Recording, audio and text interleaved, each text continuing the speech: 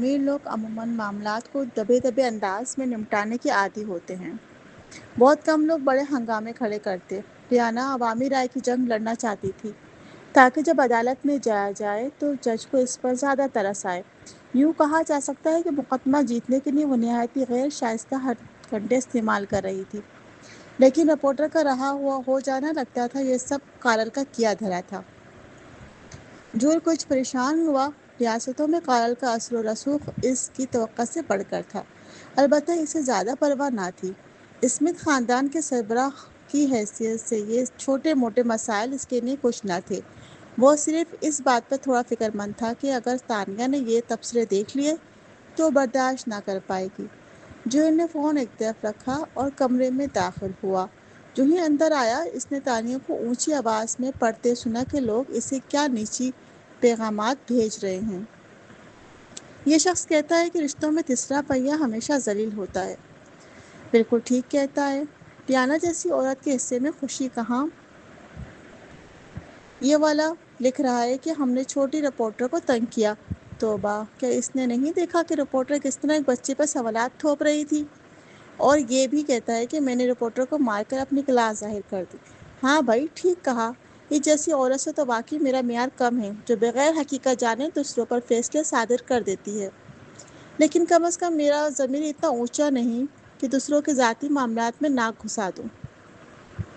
Joel, وہ تو تقریباً بھول ہی گیا تھا کہ تانیہ کس گھرانے میں پلی بڑھی ہے۔ وہ برسوں پہلے ہی کئی زبانوں جنگوں سے گزر چکی تھی۔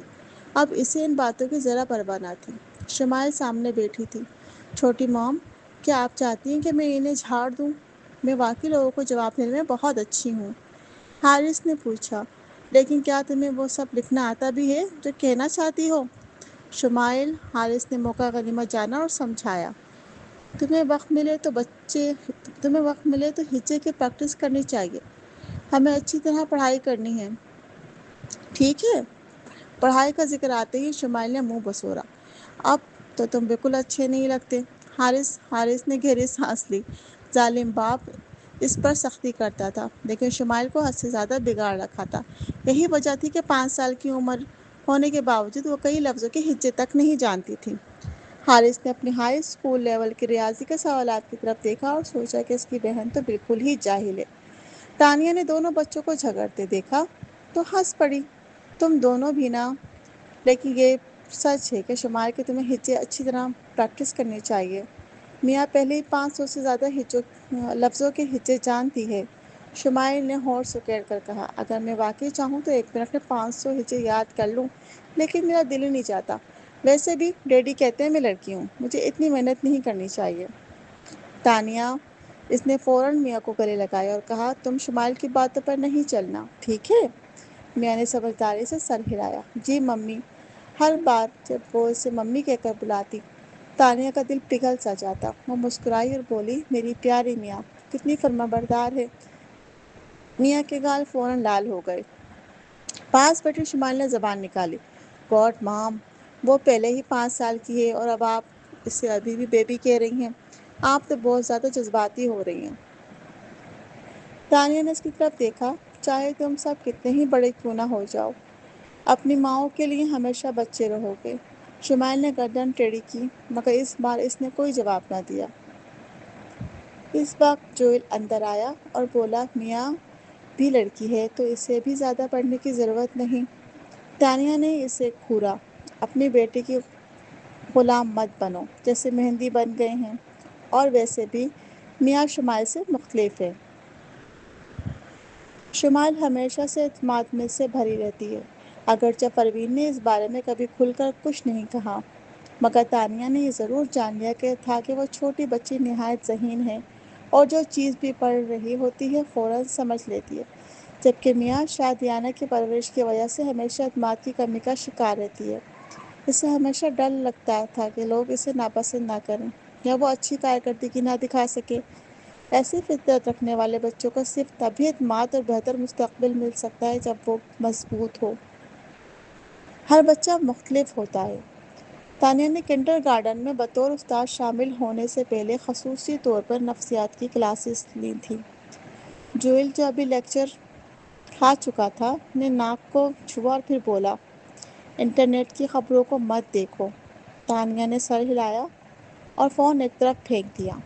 مجھے بھی وہ لوگ بڑے جاہل لگتے ہیں۔ میں نے ابھی تھوڑی دیر پہلے اس لیے پڑھا تھا تاکہ میاں کی ذہنی برداشت کو مضبوط بنا سکوں، لیکن یہ لوگ اتنے بچکانہ کیوں ہیں؟ کیا واقعی اتنا آسان ہے کوئی بھی انہیں اپنی مرضی سے سوچنے پہ مجبور کر دے؟ جویل نے جواب دیا، یہ صرف انٹرنیٹ کے ٹرول ہیں، خود کو ان سے پریشان مت کرو۔ تانے نے دوبارہ سر ہلایا اور مسکراتے ہوئے کہا، پھر بھی کچھ لوگ ایسے ہیں جو میرا ساتھ دے رہے ہیں۔ مثال کے طور پہ وہ نوجوان اور مشہور گلوکار کلیمنٹ کارٹر۔ جویل نے اچانک اپنی بھویں اٹھا دیں۔ سوشل میڈیا پر ٹرینڈنگ موضوع کو دیکھتے ہوئے اس نے نظر تانیہ پر ڈالی۔ تانیہ چونک گئی۔ کلیمنٹ کا کیا ہوا؟ جویل نے اسے فون تھما دیا۔ تب تانیہ نے دیکھا کہ ٹرینڈنگ میں ہیش ٹیگ تھا، hash Clement Carter speak up for Tania the third wheel. Tania, اس نے ٹیپ کیا تو کلیمنٹ کی تازہ ترین پوسٹ کھلی۔ کلیمنٹ کارٹر، اندھی تقلید نہ کرو۔ میری نظر میں مس تانیہ ہمیشہ صاف دل اور سیدھی بات کرنے والی رہی ہیں، اور ایسا کام کوئی نہیں کر سکتی، وہ ایسا کام کبھی نہیں کر سکتی۔ میں ان پہ بھروسہ کرتا ہوں۔ Tania dances act. Tania Clement کوئی عام پاپ اسٹار نہیں تھا، بلکہ ایک گلوکار اور میوزک آرٹسٹ تھا۔ کہا جاتا ہے کہ اس کی آواز جنت سے آئی ہے۔ وہ بآسانی اونچی اور نیچی لے میں گاتا تھا۔ کلیمنٹ کو بین الاقوامی سطح پر بے پناہ شہرت حاصل تھی۔ اس کی آواز نہایت گہری اور وسیع رینج والی تھی۔ خواہ گانا کتنا ہی مشکل کیوں نہ ہو، وہ بخوبی گا لیتا۔ اسی کے ساتھ ساتھ وہ نیو یارک کے کارٹر خاندان سے تعلق رکھتا تھا، جو فنون لطیفہ میں گہری جڑوں والا حقیقی فنکاروں کا گھرانہ تھا۔ جب تانیہ نے دیکھا کہ صرف اس کی حمایت کرنے پر کلیمنٹ کو برا بھلا کہا جا رہا ہے تو وہ رک نہ سکی اور بولی، اس وقت اسے کیوں آگے آنا پڑا؟ اس کے لہجے سے یوں لگا جیسے وہ اس کے بہت قریب ہو۔ جویل نے تشویش سے پوچھا، تمہیں اس پر ترس آ رہا ہے کہ اسے برا بھلا کہا گیا؟ تانیہ، تب اسے احساس ہوا کہ سامنے والا عاشق حسد میں ڈوبا ہوا ہے۔ وہ ہنس پڑی اور بولی، یہ کلیمنٹ ہے، تمہیں تو پتہ ہے کہ ہم بچپن میں کھٹے نہیں کھیلا کرتے تھے۔ جویل نے ناک سکیڑ کر کہا۔ تانیہ نے کہا، جب میں ملک چھوڑ کر گئی تھی تو وہ بھی اعلیٰ تعلیم کے لیے باہر گیا۔ ایک بار ہماری کراس انڈسٹری آرٹسٹ کولیبریشن بھی ہوئی تھی۔ وہ گاتا تھا اور میں رقص کرتی تھی۔ اس سے ہماری دوستی اور گہری ہوئی۔ جویل نے ٹسک کی آواز نکالی اور کہا، وہ گاتا اور تم رقص کرتی؟ کتنا حسین لگتا ہوگا۔ تانیہ دوبارہ زور زور سے ہنس پڑی۔ وہ جانتی تھی کہ جویل اصل میں حسد نہیں کر رہا، بلکہ اسے انٹرنیٹ کے تبصروں سے ہٹانے کے لیے مذاق کر رہا ہے۔ اس نے جویل کی طرف اشارہ کرتے ہوئے کہا، کیا آج کسی نے تمہارے اندر کا حسد کا زہر بھر دیا ہے؟ جویل کو یہ دیکھ کے اطمینان ہوا کہ واقعی بالکل ٹھیک ہے۔ شام کو دونوں نے مل کر میاں کا خیال رکھا۔ جب وہ دونوں میاں کی طرف لیٹے ہوئے تھے تو جویل نے تانیہ کی طرف دیکھا اور اچانک پوچھا، کیا تم کل عدالت میں جانے کے بارے میں گھبرا رہی ہو؟ میاں درمیان میں لیٹی ہوئی تھی۔ تانیہ نے جویل کی طرف دیکھا۔ اسے ڈر تھا کہیں میاں جاگ نہ جائے، اس لیے اس کی آواز نہایت دھیمی اور نرم تھی۔ جب اس نے جواب دیا، نہیں، میں بالکل بھی گھبرائی ہوئی نہیں ہوں۔ جویل نے ہلکا سا کہا۔ تانیہ نے سوچا وہ سو گیا ہے، اس لیے اس نے لحاف اپنے اوپر کھینچا اور آنکھیں بند کر لیں۔ گرمیوں کا موسم تھا، کمرے میں ایئر کنڈیشنر کی ٹھنڈک بہت کم کر دی گئی تھی۔ تانیہ اور میاں ایک ہی لحاف اوڑھے ہوئے تھی، جب جویل نے دوسرا لحاف لے رکھا تھا۔ جب تانیہ کو نیند آنے ہی والی تھی تو جویل کی مدھم آواز گونجی، فکر نہ کریں تانیہ، میں ضرور ریانہ کو اس کے کیے کی سزا دلواؤں گا۔ حیرت سے تانیہ نے جویل کی طرف دیکھا۔ اندھیرے میں اسے اس کی آنکھوں میں ایک سرد سا تاثر دکھائی دیا۔ وہ زور سے نہیں بولا تھا، لیکن اس کے الفاظ میں ایک طاقت تھی۔ میں اب کسی کو بھی آپ دونوں کو ستانے نہیں دوں گا۔ تانیہ نے اپنے ہونٹ بھینچ لیے۔ اس کی آنکھیں نم ہو گئی اور دل میں دکھ کا ایک طوفان اٹھا۔ جب وہ جوان تھی تو اس نے محبت کے لیے اپنی پوری جان لگا دی تھی، مگر اسے محبت کرنا آتا ہی نہیں تھا۔ ذرا سا مسئلہ ہوتا وہ طوفان کھڑا کر دیتی اور جھگڑوں کے وقت اکثر رشتے کو ختم کرنے کی دھمکی دے دیتی، گویا جیسے وہ بے خوف تھی۔ انسان جب کوئی بھی چیز واپس پاتا ہے تو اسے سمجھ آتا ہے کہ کتنا قیمتی خزانہ تھا۔ اسے اچانک اپنے ماضی سے نفرت ہوئی۔ اس دن اس نے جویل کو فون کیوں کیا تھا؟ جب اس نے وہ تصویر دیکھی وہ سیدھی اس کے پاس کیوں نہ گئی اور صاف جواب کیوں نہ مانگا؟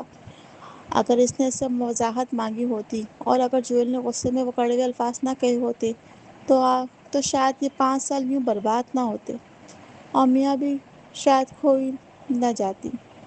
تانیہ نے اچانک میاں کے اوپر سے ہاتھ بڑھایا۔ اندھیرے میں ٹٹولتے ہوئے آخر کار اس نے جویل کا ہاتھ پکڑ لیا۔ اس بار وہ کبھی نہیں چھوڑے گی۔ اگلی صبح جب وہ کمرے سے باہر نکلے تو انہوں نے دیکھا کہ سائز پروین کے کمرے سے نکل رہا تھا۔ جویل نے بے اختیار پوچھا، کل رات آپ؟ سالس نے شائستگی سے جواب دیا۔ آنکھ کے کونے کا تل چمکا۔ میں مہمان خانے میں سویا تھا۔ میں تو بس یہ دیکھنے گیا تھا وہ جاگی ہے یا نہیں۔ جویل نے سکون کا سانس لیا۔ اسے محسوس ہوا وہ تو یوں ہی چھوٹی سی بات کو بڑا بنا بیٹھا ہے۔ اس نے گلا صاف کیا اور کہا، اوہ میرا مطلب یہ نہیں تھا، آپ موقع سے فائدہ اٹھانے کی کوشش کر رہے تھے۔ میں تو بس یہ پوچھ رہا تھا آپ کی نیند کیسی رہی؟ سالس نے اس کی طرف ایک نظر ڈالی مگر اپنے سالے کے دل کی بات نہ کھولی۔ آخرکار اس وقت تک اس کے سسر کو ابھی کسی انجان وجہ سے اس سے ناپسندیدگی تھی۔ اسے اپنے سالے کی مدد چاہیے تھی۔ سالس نے سر ہلایا۔ نیند اچھی رہی؟ میں آپ سب کے ساتھ عدالت بھی چلوں گا، جویل نے کہا۔ اصل میں آپ کو اتنی تکلیف اٹھانے کی ضرورت نہیں۔ آج عدالت میں ہمیں جو بھی چاہیے ہم نے سب تیار کر لیا ہے۔ سالس نے ہلکی سی کھانسی کی۔ میں پروین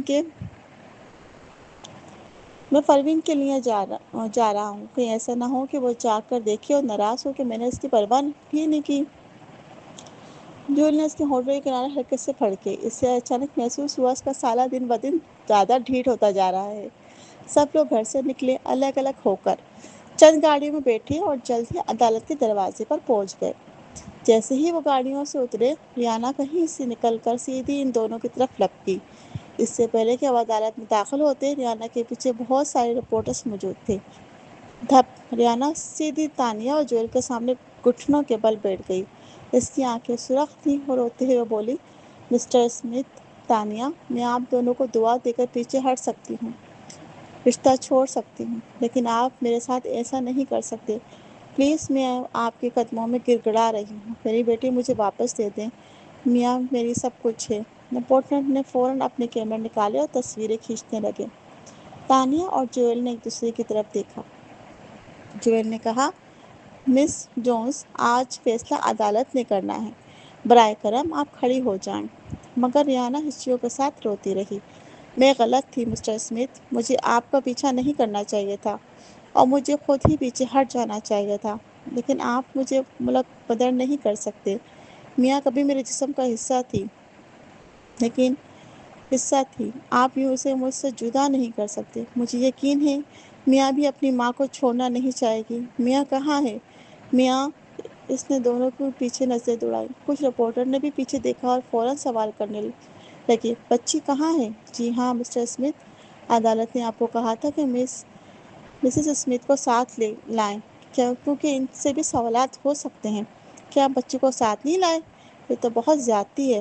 ریانا اور زور سے رونے لگی۔ مجھے میاں کو دیکھے پورا 1 ہفتہ ہو گیا ہے مسٹر اسمتھ، میں صرف اپنی بیٹی کو دیکھنا چاہتی ہوں، صرف ایک نظر ہی صحیح۔ جویل اور تانیہ نے ایک دوسرے کی طرف دیکھا۔ تانیہ نے نظریں جھکا لیں۔ اسے وہ 5 سال یاد آ گئے جس میں اس نے اذیت برداشت کی تھی، اور یہ بھی کہ جب بھی میں اپنی ماں کا ذکر کرتی تھی تو کس قدر سہمی اور دبک سی جاتی تھی۔ ایک شدید غصے کی لہر تانیہ کے دل میں اٹھ کھڑی ہوئی۔ اس کا دل چاہا ریانا کا چہرہ نوچ ڈالے اور ٹکڑے ٹکڑے کر دے، پھر بھی وہ کس چٹائی سے بچی کا نام لے رہی تھی۔ تانیہ نے آہستہ لیکن ٹھوس لہجے میں کہا، ریانا، تم اپنی زندگی کے باقی دنوں میں کبھی اپنی بیٹی کو نہیں دیکھ پاؤ گی۔ یہ کہہ کر اس نے جویل کا بازو تھاما اور دونوں سیدھے عدالت کے اندر داخل ہو گئے۔ باہر ریانا کی المناک اور کرب بھرے رونے کی آوازیں گونج رہی تھیں۔ تانیہ، تم میرے ساتھ یہ کیسے کر سکتی ہو؟ کیسے؟ میری بیٹی، مجھے صرف اپنی بیٹی چاہیے۔ عدالت کے باہر رپورٹر تانیہ اور جویل کے قریب جانے کی ہمت نہ کر سکے، اس لیے وہ ریانا کے ارد گرد جمع ہو گئے۔ مس جونز، آپ کو مقدمہ جیتنے کا کتنا یقین ہے؟ کیا آپ نے مقدمہ پیسے کے لیے دائر کیا ہے یا اپنی بیٹی کے لیے؟ ریانا کھڑی ہوئی۔ اس نے آنسو پوچھے اور کیمری کی طرف دیکھتے روتے ہوئے کہا، مجھے پیسے نہیں چاہیے، مجھے کچھ نہیں چاہیے سوائے اپنی بیٹی کے۔ اس کی آنکھوں میں غم اور بے بسی جھلک رہی تھی۔ مجھے پتا ہے اس وقت میں بے روزگار ہوں، لیکن جونز فیملی کے پاس بھی دولت ہے۔ مجھے ان کمپنی سے منافع بھی ملتا ہے۔ میں اپنی بیٹی کے لیے محنت کرنے کو بھی تیار ہوں۔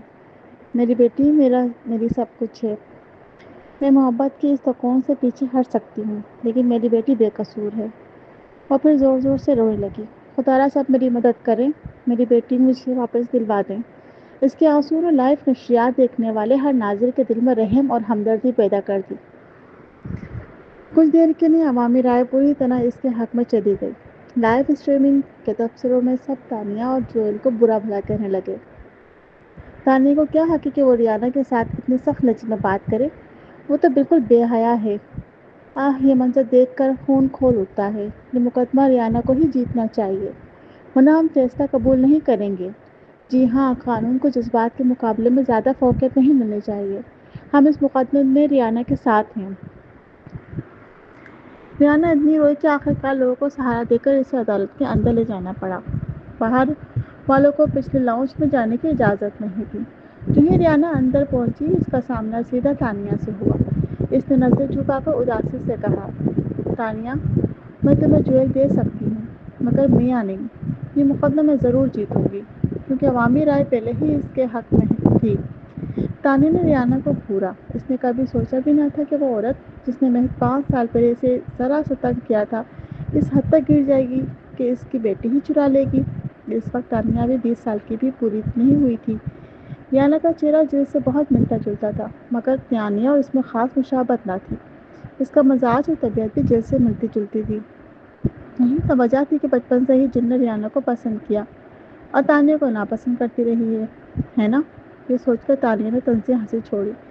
فیصلہ آخر میں ہی ہوگا۔ ریانا کی آنکھوں میں ہلکی سی چنبش آئی۔ اسی لمحے جل، جو ریانا کے بعد اندر داخل ہوئی تھی، ان دونوں کو دیکھتے ہی سیدھی لگ گئی۔ اس نے ہاتھ اٹھایا اور تانیہ کے منہ پر زوردار تھپڑ مار دیا۔ کمینوں کی اولاد، کس نے تمہیں اجازت دی کہ تم امریکہ واپس آؤ؟ یہ سب کچھ تمہاری وجہ سے ہوا ہے۔ تانیہ پیچھے ہٹی، مگر اب وہ پرانی کمزور لڑکی نہیں تھی جو پلٹ کر جواب نہ دے سکے۔ اس نے تنزن کہا، یہ عدالت ہے مسز جونز، ذرا تمیز دکھائیے، ورنہ میں آپ پر خطے کے عزت کا مقدمہ دائر کر دوں گی۔ ضرور غصے سے کانپنے لگی۔ کیسے مسز جونز کہہ رہی ہو؟ میں تمہاری ماں ہوں۔ تانیہ نے طنزیہ مسکراہٹ دی۔ واقعی، لیکن آپ تو برسوں پہلے مجھے صاف صاف کہہ چکی ہیں کہ آپ کا مجھ سے کوئی تعلق نہیں۔ یہ کہہ کر اس نے موبائل نکالا اور ایک ریکارڈنگ چلائی۔ یہ 5 سال پہلے کی تھی، جو وہ بیرون ملک حاملہ تھی۔ اس وقت اسے نوکری ملنے میں سخت دقت تھی، تو اس نے ہمت کر کے جل سے خرچے کے لیے تھوڑے سے پیسے مانگے تھے۔ ریکارڈنگ میں جل کی آواز بالکل ٹھنڈی اور سخت تھی۔ $3000؟ دماغ خراب ہے کیا؟ میں اس رقم سے بے خرید سکتی ہوں۔ ویسے بھی تم اب بالغ ہو، تمہاری پڑھائی کا خرچہ دینا میرا فرض نہیں۔ خود حل نکالو۔ کیا تم نے کالج میں ٹیوشن فیس کے لیے پارٹ ٹائم نوکری نہیں کی تھی؟ کیا بچپن میں تم نے یہ نہیں کہا تھا کہ میری ایک پائی بھی استعمال نہیں کرو گی؟ آج کے بعد میں یہ سمجھوں کہ میری کبھی کوئی بیٹی تھی ہی نہیں، اور تم یہ سمجھو کہ تمہاری کبھی کوئی ماں تھی ہی نہیں۔ دعا ہے کہ ہم کبھی دوبارہ نہیں ملیں۔ یہ چند جملے ماں بیٹی کے رشتے کو ہمیشہ کے لیے ختم کر گئے تھے۔ یہی وجہ تھی کہ تانیہ امریکہ واپس آنے کے بعد بھی اتنے برسوں تک جونز فیملی کے پاس نہیں گئی۔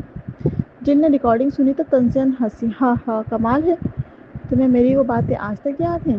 خیر، اگر تم بڑھاپے میں میرا سہارا نہیں بننا چاہتی تو مجھے پرواہ نہیں۔ میں نے بھی کبھی تم پر بھروسہ نہیں کیا، لیکن یہ کیا کیسا ظلم ہے کہ تم الٹا ہمیں اس طرح ستا رہی ہو؟ تانیہ نے جل اور ریانا دونوں کو دیکھا اور سختی سے کہا، اصل میں ظلم کون کر رہا ہے؟ اس ایک چھوٹے مگر تیز جواب پر ریانا اور جل نے ایک دوسرے کو دیکھا۔ جل نے غصے سے چلا کر کہا، اس سے کیا فرق پڑتا ہے کہ ظلم کون کر رہا ہے؟ اصل بات یہ ہے کہ تم ہی جونز فیملی کو نشانہ بنا رہی ہو۔ بہتر ہے مقدمہ شروع ہونے سے پہلے صلح کر لو، ورنہ میں تمہیں سبق سکھا دوں گی۔ کسی کو سمجھ نہیں آ رہا تھا آخر اسے اتنا بھروسہ کس بات کا ہے۔ تانیہ کچھ کہنے ہی والی تھی کہ جوئل آگے بڑھا اور بولا، آپ کیسے سبق سکھائیں گی؟ اس ایک جملے نے جل کی زبان بند کر دی۔ جوئل آگے آیا، اس نے تانے کے کندھے پر بازو رکھا اور جل کو کھول کر بولا، مسز جونز، کیا میں جان سکتا ہوں آپ میری منگیتر کے ساتھ کیا کرنے کا ارادہ رکھتی ہیں؟ جل چونک اٹھی۔ یہ کب ہوا؟ تم دونوں کی منگنی کب ہوئی؟ جل نے نظریں جھکا لی اور دھیمے لہجے میں کہا، یہ آپ کے جاننے کی چیز نہیں مسز جونز، میرا خیال ہے آپ دونوں کو چاہیے کہ دوسرے کے ساتھ بیٹھ کر کیس پر بات کریں، بجائے اسے کہ میری منگیتر کو گھوریں اور بد زبانی کریں۔ جل کچھ کہنے ہی لگی تھی کہ مسز جونز تیزی سے آگے بڑھے۔ مسٹر جونز تیزی سے آگے بڑھے اور جل اور ریانا دونوں کو پکڑ کر کھینچ لیا۔ وہ جوئل کی طرف مسکرا کر بولے، مسٹر اسمتھ، یہ سب شور شرابہ بس بچوں کی نادانی ہے، برائے کرم ہمیں معاف کر دیں۔ جوئل نے مزید کچھ نہیں کہا۔ اس نے تانی کو کھینچ کر لاؤنج میں لے گیا۔ جب وہ دونوں اندر چلے گئے تو مسٹر جونز جل اور ریانا کو گھورتے ہوئے غصے سے پھٹ پڑے۔ کیا تم دونوں اتنا مسئلہ پیدا کرنا بند نہیں کر سکتی؟ ہم پہلے ہی عدالت جانے والے ہیں۔ آپ مزید انہیں بھڑکانے اور نچلی طور پر جھگڑا کرنے کی ضرورت نہیں۔ ریانا نے ہونٹ مروڑتے ہوئے حقارت سے کہا، ڈیڈ، آپ کو تو بس ہر وقت مجھے ہی الزام دینا آتا ہے۔ جب بھی کوئی مسئلہ ہوتا ہے قصور تو ان کا ہی ہے، لیکن آپ صرف مسٹر اسمتھ کی طاقت سے ڈرتے ہیں نا؟ لیکن اب آپ کو ڈرنے کی ضرورت نہیں ہے۔ جل نے بھی ریانا کی بات پر تھوڑی اونچی کی اور بے صبری سے بولی، بس اب کافی ہے، کارل پہلے ہی مداخلت پر راضی ہو گیا ہے، اس لیے کچھ بھی غلط نہیں ہوگا۔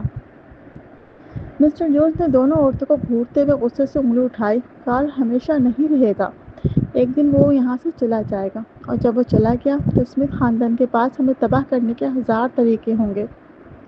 تم دونوں نے جونز کی فیملی کی بہت بڑی مصیبت کھڑی کر دی ہے۔ لیکن جل اور ڈیانا نے انہیں مکمل طور پر نظر انداز کیا اور ہنسی اڑائی۔ جل نے یہاں تک کہا، اگر حالات خراب بھی ہو گئے تو پوری فیملی سوئٹزرلینڈ منتقل ہو سکتی ہے، کارل کے پاس وہاں طاقت اور اختیار دونوں ہیں، وہ ہماری حفاظت کرے گا۔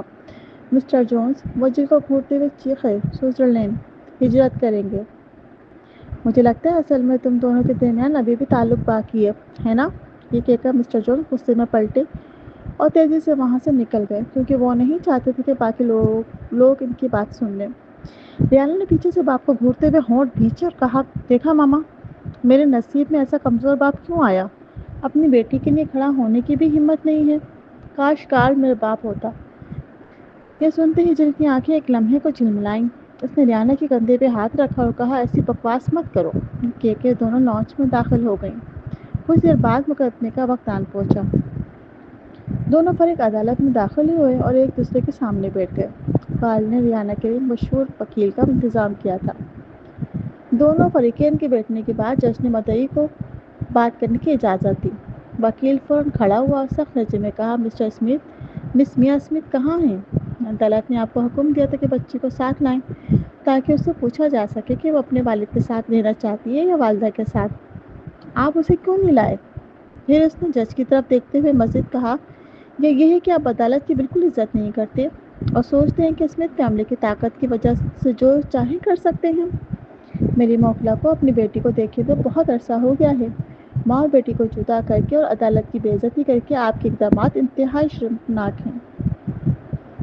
کیونکہ ریانا نے مقدمے سے پہلے ہی بڑا ہنگامہ کھڑا کر دیا تھا اور سارا معاملہ مشہور کر دیا تھا۔ عوام کو ڈر تھا کہیں اسمتھ فیملی جج کو رشوت نہ دے، اسی لیے انہوں نے سختی سے اصرار کیا کہ عدالتی کارروائی براہ راست نشر کی جائے۔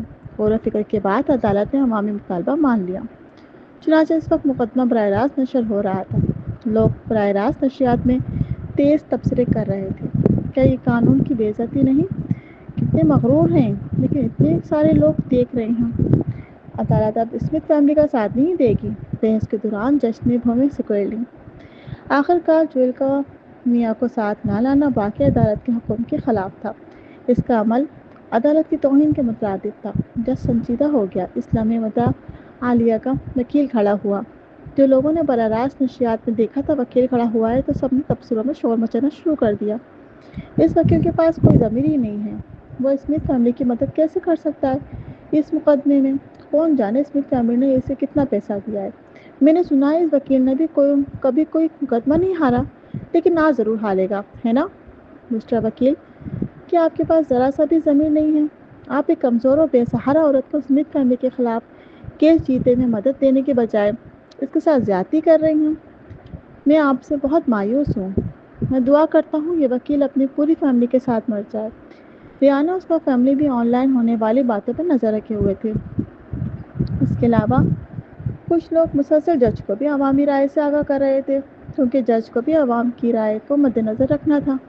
جب جج نے سنا کہ سب لوگ مدعا کے ساتھ ہیں تو اس نے آہ بھری۔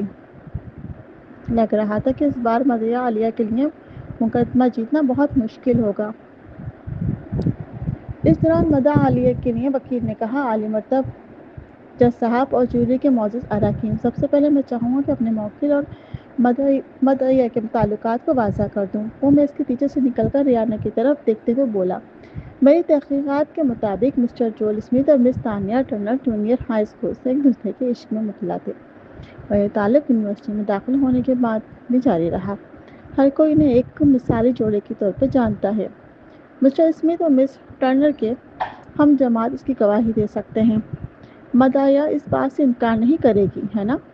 ریانہ نے آنکھیں سکھیڑ لیں۔ اس کے وکیل نے کھڑے ہو کر کہا، اس کا کیس سے کوئی تعلق نہیں۔ آخرکار بہت سے لوگوں کی پہلی محبت کامیاب نہیں ہوتی۔ کیا ہر شریک حیات کو اپنی پہلی محبت کے سامنے جھکنا پڑے گا، صرف اس لیے کہ وہ واپس آ گئی ہے؟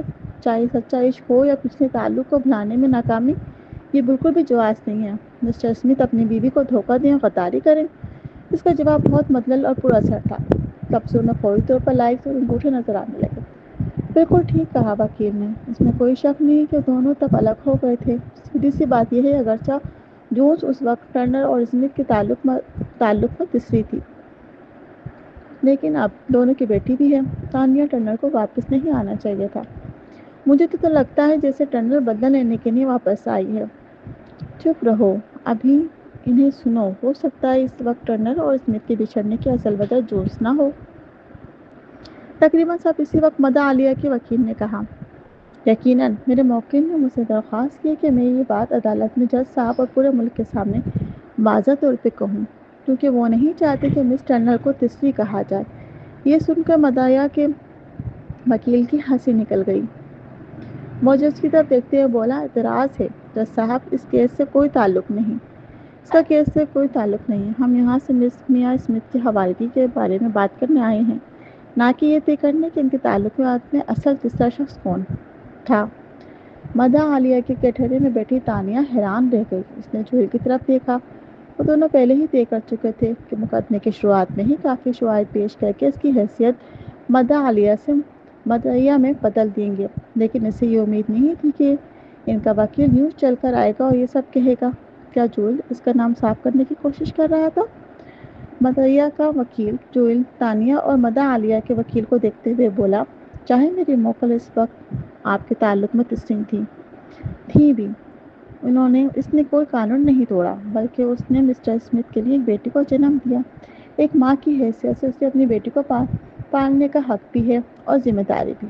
مدعا عالیہ کے وکیل نے سیدھا جج کی طرف دیکھا اور کہا، جج صاحب، میں نے ماضی کا ذکر اس لیے کیا ہے کیونکہ یہ کیس اب عام طریقے سے نہیں دیکھا جا سکتا۔ انسان جذبات رکھنے والی مخلوق ہیں۔ جب سب لوگ میرے موکل پر الزام لگا رہے ہیں تو مجھے حق ہے کہ میں اس کا دفاع کروں۔ میں عدالت سے اجازت چاہتا ہوں کہ سب کے سامنے حقیقت کو واضح کروں۔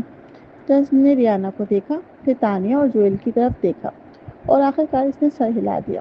اجازت ہے؟ مدعا عالیہ کے وکیل نے ریانہ کی طرف سیدھا دیکھتے ہوئے کہا، آپ اس وقت مسٹر اسمتھ اور مس ٹرنر کے تعلق میں تیسری تھیں، کیا آپ اس بات کا اعتراف کرتے ہیں؟ ریانہ نے حقارت سے اپنے ہونٹ بھینچتے ہوئے کہا، وہ تو اس وقت صرف ڈیٹنگ کر رہے تھے، شادی تو نہیں ہوئی تھی، تو آپ یہ نہیں کہہ سکتے کہ میں بیچ میں آئی تھی۔ اس وقت میری اور سالس کی بھی اصل میں محبت تھی۔ مدعا عالیہ کے وکیل نے ہلکی سی مسکراہٹ کے ساتھ کہا، باقی؟ لیکن جتنا میں جانتا ہوں آپ کا دعویٰ ہے کہ آپ نے سالس کی اپنی بیٹی کو جنم دیا، لیکن آپ دونوں نے نہ تو منگنی کی اور نہ ہی شادی۔ اس کے علاوہ اس وقت سالس نے آپ کے ساتھ ایک معاہدے پہ دستخط کیے تھے۔ اس معاہدے میں صاف لکھا ہے، جب محترمہ میاں اسمتھ 5 سال کی ہو جائیں گی تو سالس آپ کے ساتھ شادی کا معاہدہ ختم کر دیں گے اور دونوں اپنی آزادی حاصل کریں گے۔ ان 5 سالوں کے دوران اسمتھ فیملی جونز فیملی کے کاروبار کا خیال رکھے گی، لیکن معاہدہ ختم ہوتے ہی محترمہ میاں اسمتھ کی تحویل سالس کو مل جائے گی۔ تو کیا میں اسے ایک لین دین کہہ سکتا ہوں؟ سوائے اس کے کہ محترمہ ریانہ اپنے وعدے سے مکر گئی ہیں۔ ریانہ کے پاس کوئی جواب نہ تھا۔ آن لائن تبصرے میں بھی ریانہ کے حامی چونک گئے۔ کچھ دیر تک کسی کو سمجھ نہ آئی کہ کیا کہا جائے۔ اگر یہ سب سچ ہے تو لگتا ہے اسمتھ فیملی غلط نہیں تھی، لیکن کیا ماں کو بیٹی سے ملنے سے روکنا بھی ٹھیک ہے؟ مدعی کے وکیل نے فوراً کھڑے ہو کر کہا، ماں اور بیٹی کے رشتے کو کسی لین دین میں بیان نہیں کیا جا سکتا۔ محترمہ ریانہ کوئی کرائے کی ماں نہیں ہے، وہ معاہدہ شروع سے ہی غیر قانونی تھا۔ اس کے علاوہ بطور ماں محترمہ ریانہ کو اپنی بیٹی سے ملنے کا حق ہے۔ اس نے ریانہ کی طرف دیکھا۔ ریانہ فوراً سمجھ گئی کیا کرنا ہے۔ عدالت آنے سے پہلے ہی دونوں نے طے کیا تھا کہ اس معاہدے سے کیسے نمٹنا ہے۔ ریانہ فوراً آنسو بہانے لگی۔ جی ہاں، اس لیے میں عدالت سے مدد چاہتی ہوں۔ اس وقت پہلی بار ماں بنی تھی۔ اسمتھ فیملی بہت طاقتور تھی۔ میرے پاس کوئی چارہ نہیں تھا، لیکن ان 5 سالوں میں جب میری بیٹی اور میں ایک دوسرے کے سہارے جی رہے تھے، ہمارے بیچ گہرا رشتہ بن چکا ہے۔ جذبات کو کون قابو کر سکتا ہے؟ جناب جج، کون سا معاہدہ ایک ماں کو اس کے لیے اپنے بچوں سے ملنے سے روک سکتا ہے؟ وہ زاروں قطار رونے لگی۔ برائے کرم سالس، مجھے کوئی راستہ دیں۔ میں اپنی بیٹی کو نہ دیکھنے کی وجہ سے ڈپریشن میں چلی گئی ہوں۔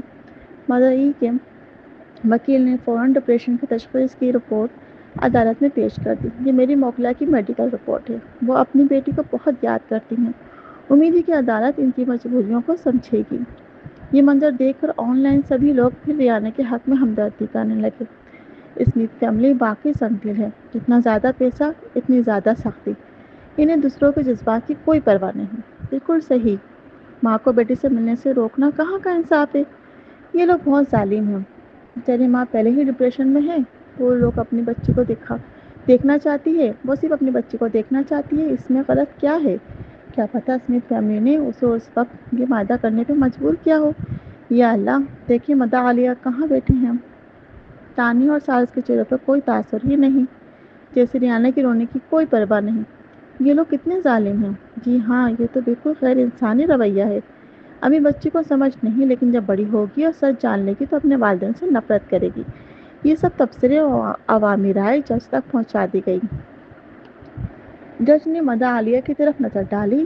ان کی عوامی حمایت مکمل طور پر ختم ہو چکی تھی، لیکن مدعا عالیہ کے کٹہرے میں تانیہ ریانہ کو غصے سے گھور رہی تھی، جب سالس بالکل بے تاثر بیٹھا تھا۔ ان کا وکیل بھی غیر متاثر دکھائی دے رہا تھا، جیسے ریانہ کے آنسوؤں نے اس پر کوئی اثر نہ ڈالا ہو۔ جج نے سر جھکایا اور کہا، مدعا عالیہ، آپ کچھ کہنا چاہتے ہیں؟ سالس اور تانیہ نے ایک دوسرے کی طرف دیکھا۔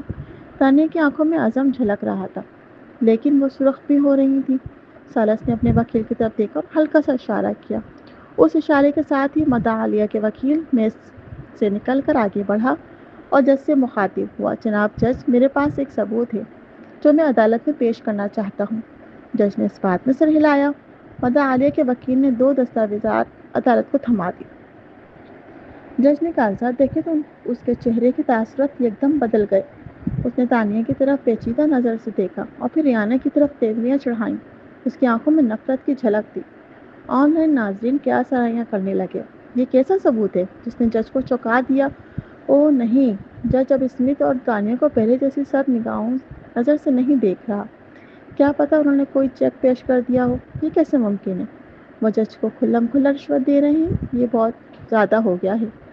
ریانہ نے کونے سے تبصرے دیکھے اور مطمئن انداز سے مسکرا دی، لیکن اسی لمحے مدعا عالیہ کے وکیل نے آہستہ کہا، جناب عالی، جولری کے ناظرین، میری موکلہ محترمہ تانیہ ٹرنر کی جانب سے میں محترمہ ریانہ جونز پر مقدمہ دائر کرتا ہوں کہ انہوں نے 5 سال پہلے جان بوجھ کر